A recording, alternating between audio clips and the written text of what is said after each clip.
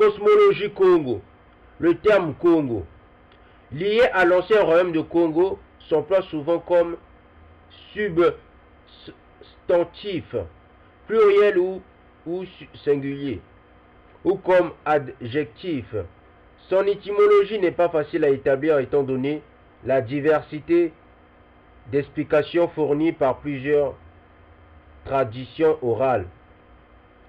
Certains se rattachent à l'histoire des origines Congo ou à l'environnement socio-culturel et religieux de la société Congo traditionnelle. Fukio rapporte que le mot Congo désignerait un établissement fondé sur l'enseignement initiatique qui est à l'origine de l'existence de plusieurs Congos. Ainsi, Congo Dia-Lemba, John H. Weyekex, 1914, Congo Dia-Lemba. Le Congo Dia-Lemba ou le Congo Dia-Kati, le Congo du milieu du pays, cité par Oscar Stenstrom, 1999.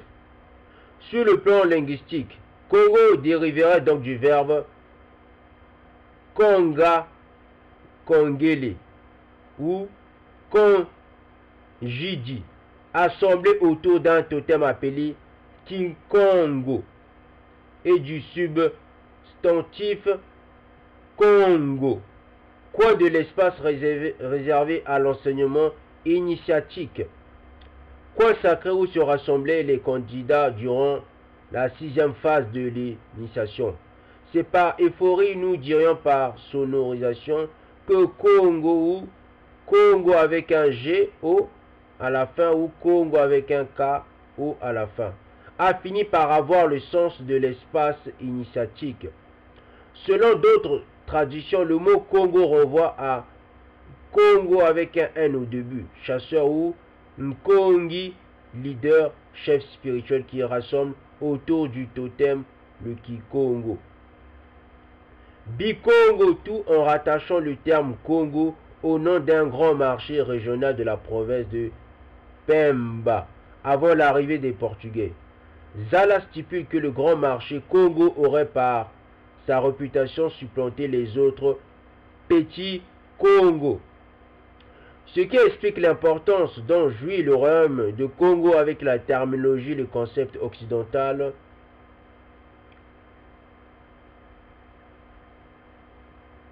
Le terme Congo désignerait un espace organisé en référence avec Congolo, qui veut dire cercle. Congo veut dire Dieu, ça veut dire aussi. Congolo veut dire cercle. Tout est lié. Chaque particule des mots du Kikongo est spirituel. Le mot Congo est d'origine inconnue et que la traduction de Congo, selon Van de Velde, par des léopards est fausse. Cette étymologie n'est que pure fantaisie selon Mertens, qui évoque le témoignage d'un rapport d'enquête limité à la seule chefferie de Kinshasa, tout en soulignant par ailleurs l'ignorance par les indigènes de la signification du mot Congo. J. Mertens, les chefs couronnés chez les Bakongo orientaux, étude de régime successoral. Cuvelier pense que Congo pourrait signifier conquête, domination. Tastévin, l'appellation Bakongo voudrait tout simplement dire ceux de la Sagaie. L'amont atteste plusieurs entrées du terme Congo qui n'ont apparemment, précise Bertil, aucun lien direct avec le nom de village Congo, bien qu'ils s'écrivent et se prononcent tous de la même façon. Ce mot est employé comme nom de village à différents endroits du Bas-Congo et il est alors généralement accompagné d'un nom supplémentaire, qui peut être celui du chef du village.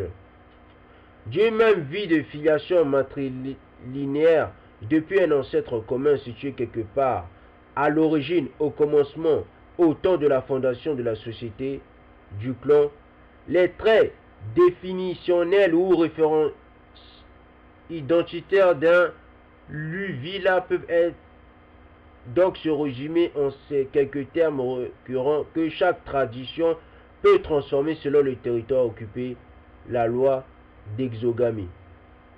Tous les membres se considèrent comme étant des frères et des sœurs et ne doivent en principe pas se marier entre eux. Un nom de louange, comme signe de participation à la même configuration politico-magique. Une histoire, Kinkulu, et surtout une mémoire mythologique. Un groupe de filiation matrilinéaire depuis un ancêtre commun. Propriétaires fonciers divisés en maisons, Nzo, qui sont à leur tour divisés en lignages. Plus précisément, ce groupe doit posséder des biens matériels et immatériels, un terrain, un cimetière et surtout des hommes qui constituent la vraie richesse du clan. Fumu Kajuma Bakangu, si le chef est prestigieux, c'est grâce à la foule, dit ce proverbe. Le rituel de présentation et d'identification à l'occasion des célébrations des fêtes, des deuils ou autres circonstances comprend Bwakasa 1998.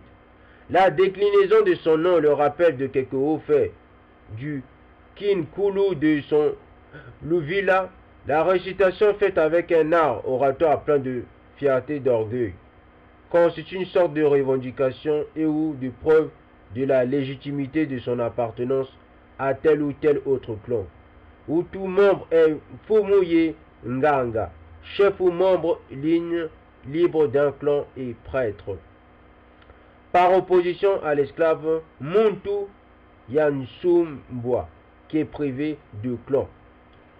Ce qui veut nous faire intervenir dans nos plus propres de notre pensée. Un étranger ne peut jamais être un Bakongo. Un étranger ne peut jamais être un Congo. C'est pour cela les clans ont toujours été à la base de l'histoire du peuple bantou. Le peuple bantou marche selon des classes, selon des règles, selon les lois, selon sa spiritualité propre. C'est pour cela un étranger, on l'appelle une personne qui est privée de clan.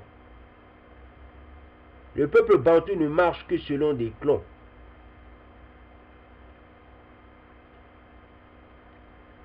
Nous allons poursuivre avec le terme Congo.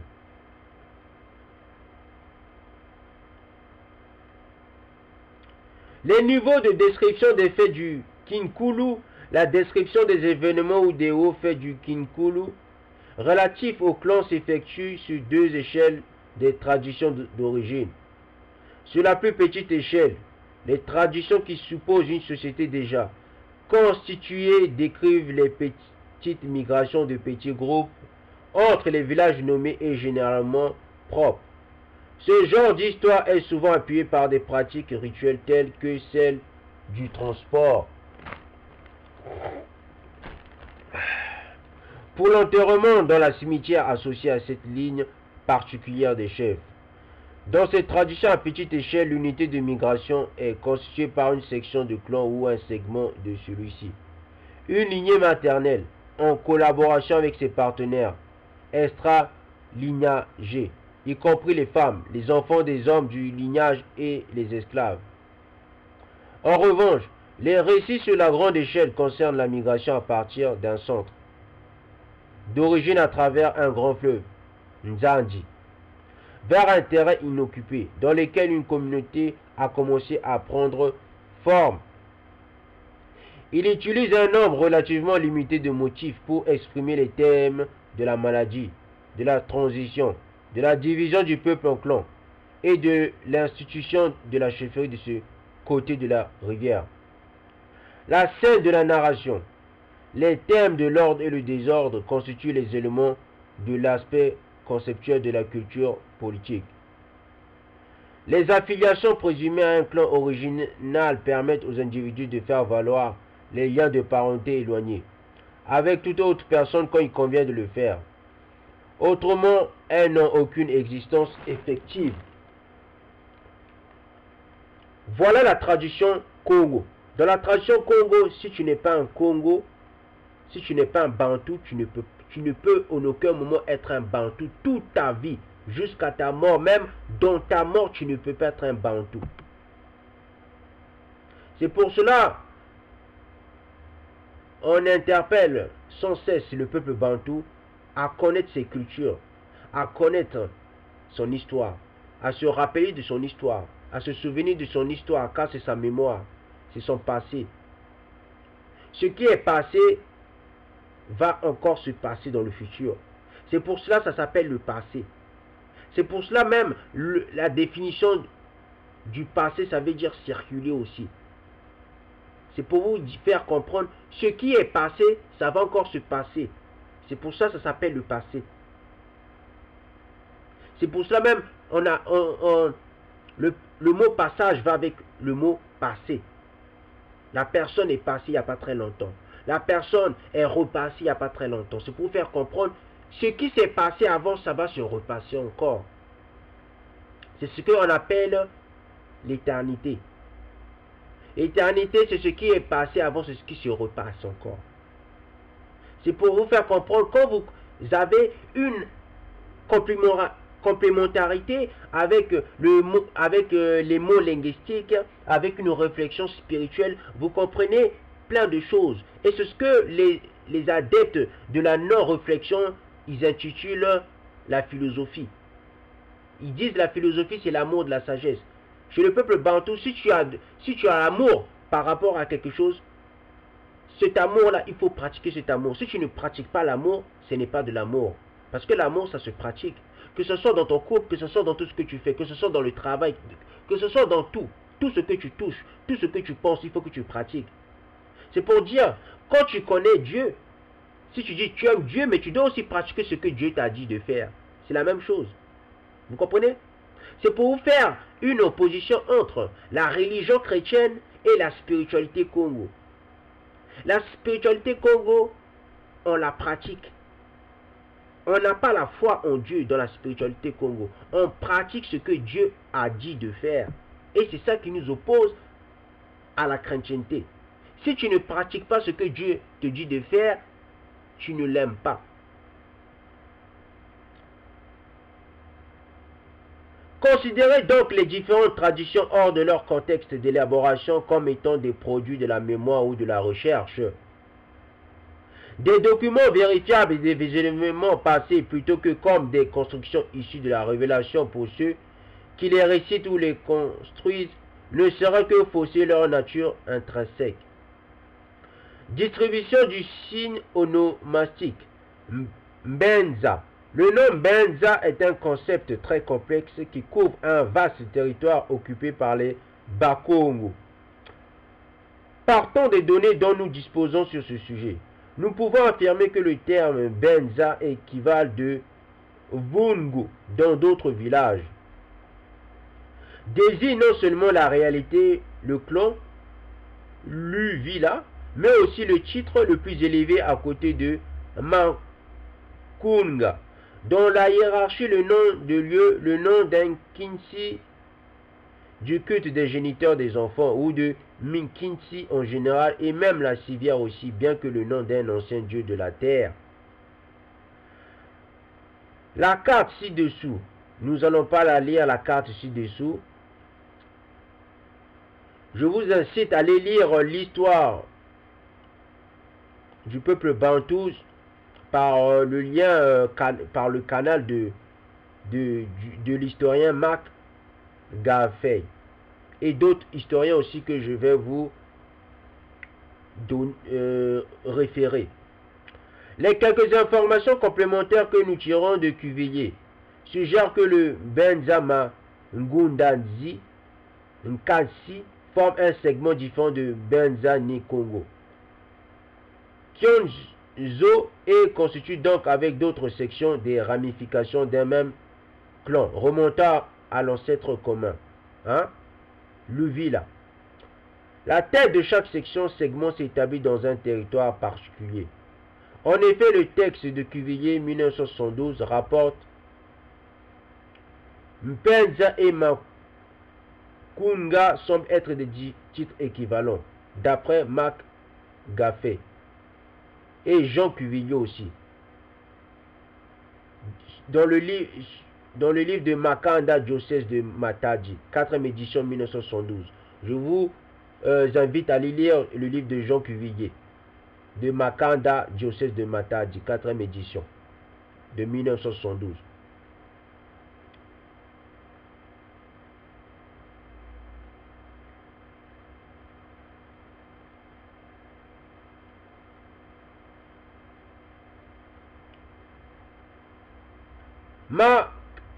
Gaffet fait remarquer que les noms des titres étaient souvent aussi les noms de lieux.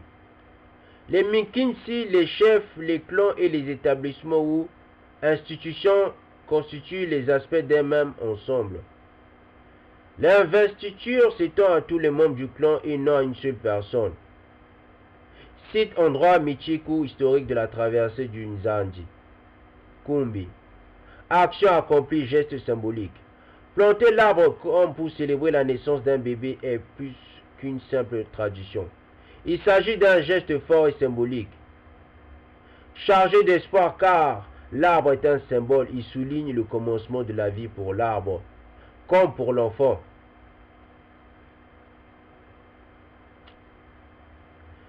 Vous pouvez avoir plus d'éclaircissement de la notion de l'arbre dans la cosmologie Congo quand vous allez prendre le temps de lire le passage de Paul qui parle des racines, de l'arbre sauvage, de l'arbre, des racines sauvages et des racines naturelles. Il y a plusieurs phrases qui se trouvent dans la Bible que nous retrouvons dans la tradition culturelle du peuple bantou en général. Ceux qui connaissent bien l'histoire du peuple bantou, qui sont allés lire ou vérifier, que ce soit sur le terrain historique, de l'historicité de ce peuple que nous nommons les Muntu ou les Bantous. Bantou veut dire les hommes ou Muntu veut dire l'homme. Ils vont bien comprendre ce à quoi nous sommes en train d'exposer.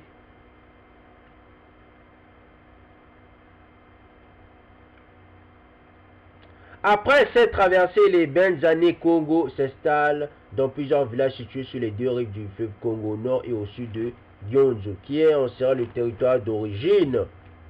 Nous ne disposons pas d'informations suffisantes sur la présence des Benza. Dans tous ces territoires, un travail plus poussé d'enquête sur le terrain est indispensable pour cet objectif. Les détails les plus importants des migrations à petite échelle du clan Benza rapportés par l'OTT concernant la zone délimitée par les stations. L'OTT, tout comme Kinkela Ngoma, son contemporain et collègues, décrivent certains groupes comme Sundi de l'Est et bien d'autres qui se considèrent comme étant des immigrés en provenance du Sud. Sous la route de Boma à travers Gyonzo, Nsanda, Ngungu, Nsanzi, Nseke à Ntsinda et Lolo. La description des chefs effectuée par l'OTT comprend entre autres la préoccupation des chefs de rechercher une longue durée de vie et d'une stabilité garantie promise par les Binsimbi à travers les rites d'investiture. Marc Gaffet affirme que Bangu est un autre nom du Kisi Benza et peut se référer aux lignes inscrites sur le corps du candidat ou de la candidate, lesquelles réapparaissent sur les pierres sacrées de Benza. L'UTT essaya l'un des informateurs de l'amont le plus prolifique selon Marc Gaffet. Très souvent, les images de stabilité des rituels contrastent avec les voyages et les guerres qui constituent la biographie de la plupart de ces chefs. Les éternelles roches blanches des piscines et les sommets de montagnes où vivent les léopards, ce sont aussi des endroits où les chefs vont stocker leur âme et où se produisent toutes sortes de merveilles. Vous voyez, les montagnes du peuple bantou, ce sont des montagnes où nous pouvons découvrir des merveilles. C'est même inscrit dans la culture du peuple bantou.